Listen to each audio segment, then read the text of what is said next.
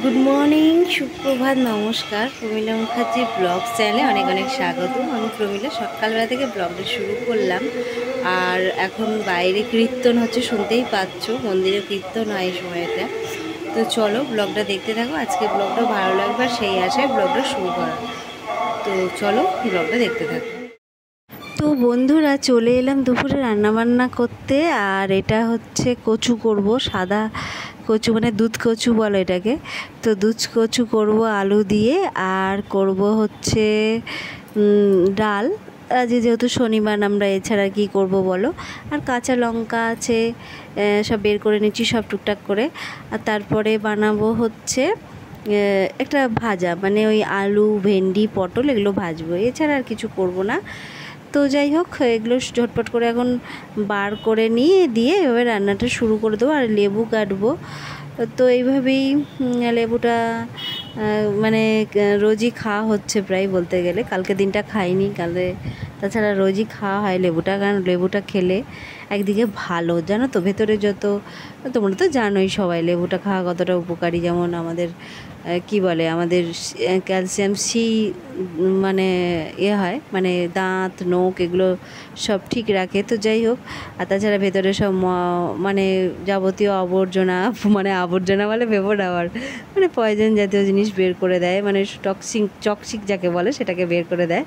তো যাই হোক, ফালতু একটু বকর বকর করছি, যার কোনো মাথামুন্ড নেই। আর তারপরে তরকারি কাটতে বসে পড়েছি। এটা হচ্ছে আজকে কচুর তরকারি করব। এটা হচ্ছে কচুটা, দুধ কচুটা করব। আমি অনেকদিন ধরেই ভাবছিলাম এমনি কালো কচুগুলো করব। তো শান্তনু এই কচু নিয়ে এসেছে, ও বলছিল অনেক দাম এই কচুগুলো। তো এই কচুগুলোর তরকারি করব, নিরামিষ তরকারি, মানে ডালনা টাইপের বলে এটাকে। তো এটা নিরামিষই, আদা, জিরে, কাঁচা লঙ্কা, শুকনো লঙ্কা দিয়ে করব। আর নুন, হলুদ, জিরে গুঁড়ো, ধনের গুঁড়ো এগুলো যাবে। টমেটোটা আমাদের আনা হয়নি, আর টমেটোর এখন প্রচণ্ড দাম শুনছিলাম। তো টমেটোটা দিয়েও না, আমরা সেভাবে জানোই ওই পায়ে ব্যথা হয় বলে শান্তনুর জন্য দেওয়া হয় না।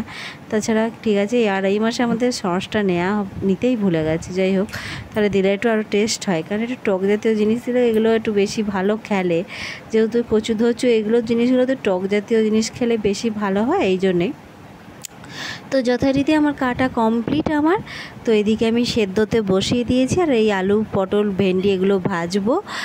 আর তারপরে হচ্ছে ডালটা সেদ্ধ করে রেখেছি, এতে আগেই হলুদ দিয়ে দিলাম।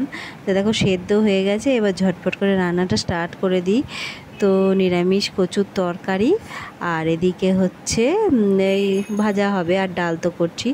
তবে যে এই যে মশলাটা, আদা, জিরে, কাঁচা লঙ্কা, নুন, হলুদ, শুকনো লঙ্কার গুঁড়ো, জিরে, এগুলো সব দিয়ে ভালোভাবে নেড়ে চেড়ে কষিয়ে নেবো।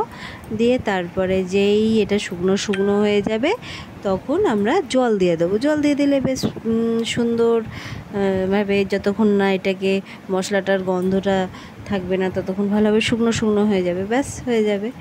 তো যাই হোক, প্রায় হয়েই এসেছে। এবার আমি আস্তে আস্তে এর মধ্যে একটু জল দেবো। তো জলটা গরম করে জলটাও দেওয়া যেতে দিই, আবার কখনো ঠান্ডা জলও দিই।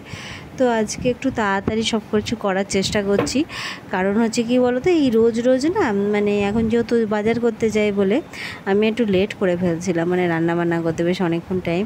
আমার কিন্তু সব কিছু কাজ খুব তাড়াতাড়ি করতে ভালোবাসি, আর সেই কাজটা যখন দেরি হয়ে যায় ভালো লাগে না, নিজেরই ভালো লাগে না, কারণ একটা টাইমিং ব্যাপার থাকে সব কিছু।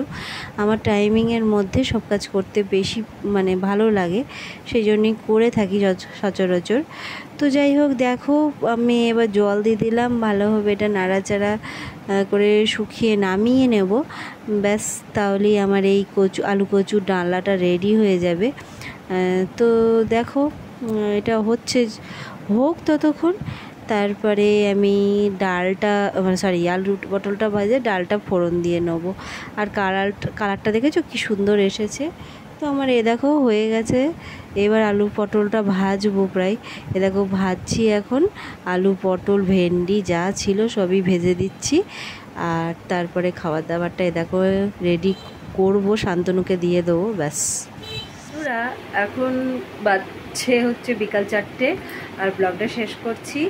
আর এই কদিন ধরে খুব মানে ফাঁকিবাজি করেছি ব্লগ নিয়ে, সেটা করছি না আপাতত।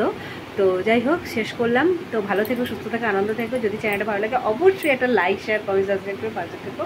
বৃষ্টি শুরু হয়ে গেছে বাইরে। তো টাটা। হ্যাঁ।